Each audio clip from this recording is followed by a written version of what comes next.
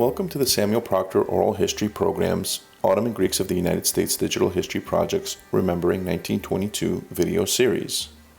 In this and all upcoming episodes of the series, the names of the interviewees have been coded to protect their identity.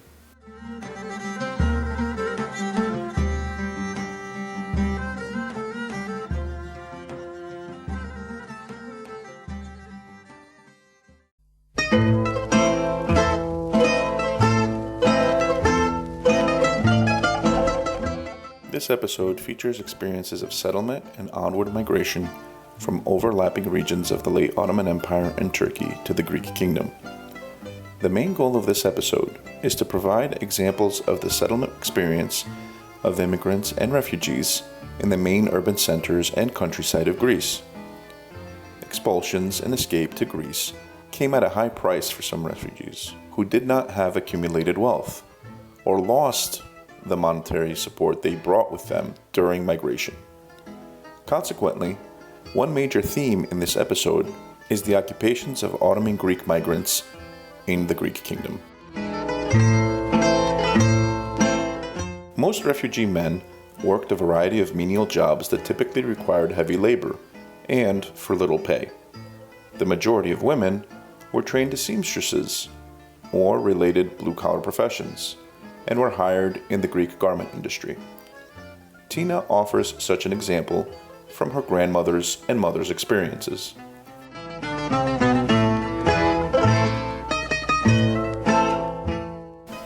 In 1931,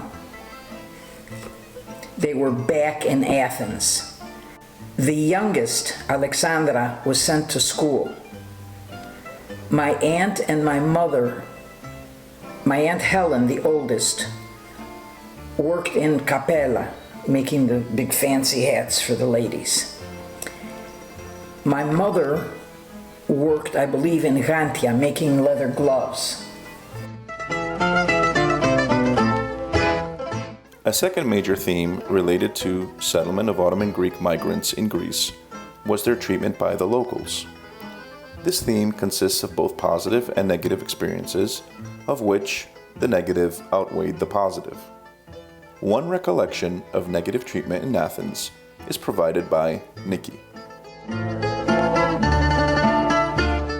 My grandmother often talked about their experience in Athens. You know, they weren't welcomed very well by the local Greeks. The refugee community was a little different, and they kind of stuck together in that part of Athens. But my grandmother, especially because the family didn't speak Greek, that was an issue. And they were a little bit ostracized. This is how she talked about it. They were seen as xeni in Greece. And so it wasn't a great situation for the family. The girls had to find work. They had to work, like work. They went from this 14-bedroom house. Apparently my grandmother and her sisters wound up nailing wooden boxes together that grapes were put in some factory somewhere. Tanya offers a memory of negative treatment of Ottoman Greek refugees by local Greeks in Athens. Her recollection pertains to the perception of women. The Greeks in mainland Greece were very jealous of the girls and women from Asia Minor because they took care of, my mother said they take care of themselves, and they were, they wore nice clothes or whatever, and they were educated, and they weren't like the peasants of in Greece. Like my mother, I remember that. But also, my mom said something about when she was describing how like the girls and the women from Asia Minor took care of themselves. So my mother said, and they looked, they wore nice clothes, they looked nice. And like my mother said, which maybe my yaya told her, that like the Greek women called them whores. The reception and negative treatment of Ottoman Greek women did not differ in the Greek countryside, as attested to by Katerina.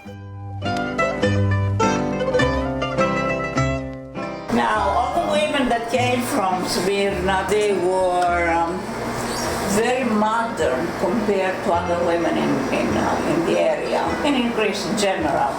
They were assertive. They would dress nicely and sexy and used makeup and jewelry and high heels. They were very modern because I guess they had a lot of impact from Europe because, the coastal area, I believe there were a lot of trade going on, because they were in the sea. And I'm sure a lot of Europeans, brought culture in. So I believe that our people were more cultured than the Greeks of the mainland.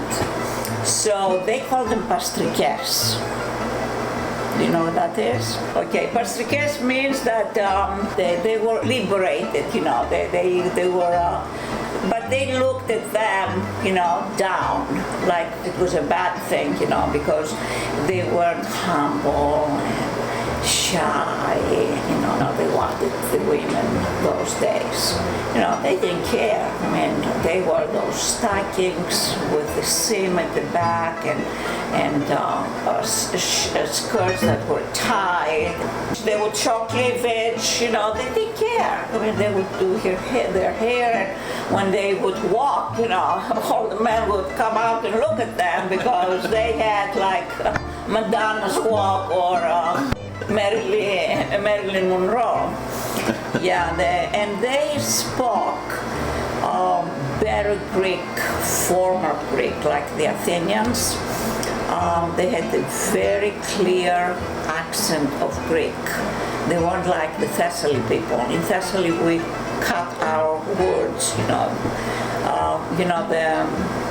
the anecdote, Chenchen. Have you ever heard of that? I have not heard of that. Really? Oh, you don't know anything about the Thessalian dialect. Okay, so there were two people in a village. One was coming from a house where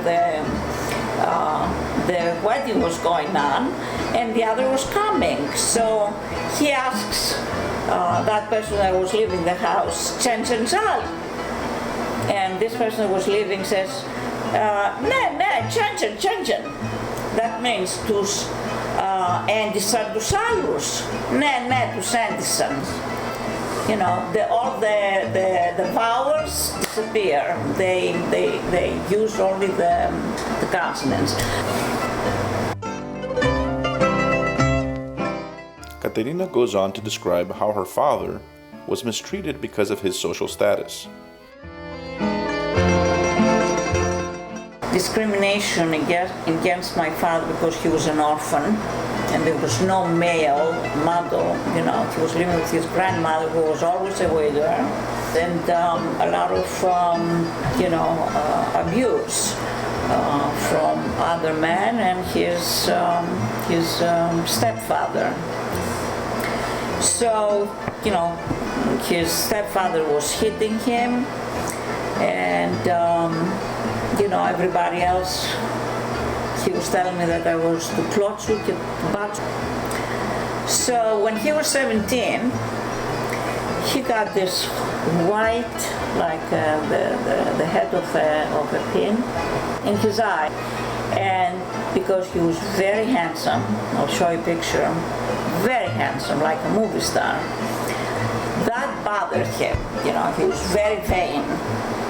So he stole money from his mother's baulo and went to Larissa to a doctor, and he told him, yeah, I can fix that for you. And of course he ruined his eyes, so one of his eyes was all white and blue.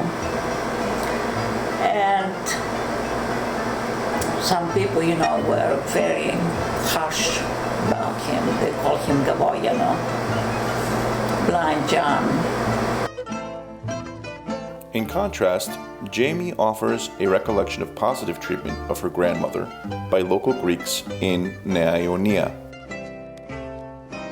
They had an experience with the police department, the law enforcement, whoever it was. My mother said that they went to the police, and her grandmother told the policeman that this isn't enough bread for my family, and they're hungry.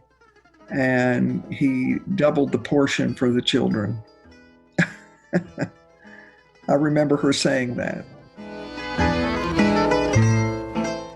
Finally, and as we have seen repeatedly in previous episodes, Greece served as a stop in a path of onward migration for Ottoman Greek immigrants and refugees, whose ambitions laid further west in France, England, and the United States. Mark offers a recollection of Greece serving as a site of onward migration. So in 1912, 1913, when the Balkan War started, the five brothers were concerned about being conscripted into the Turkish army, having to fight against fellow Christians, fellow Greeks. And so they made the decision to leave Marmara. And they had relatives or family in Evia, in the city of Chalkis. And so initially they went there. I think they were all there for, 6 months to a year, but gradually from 1912 to 1913, all five of them came to the U.S.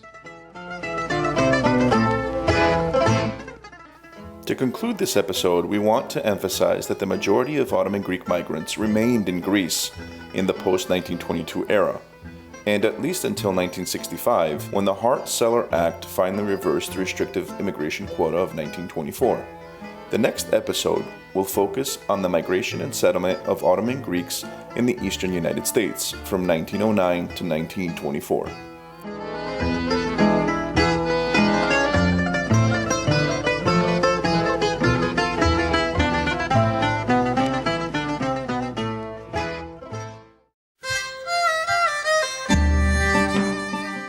The researchers at the Samuel Proctor Oral History Program's Ottoman Greeks of the United States Digital History Project would like to thank you, our listeners, for your support of this important research.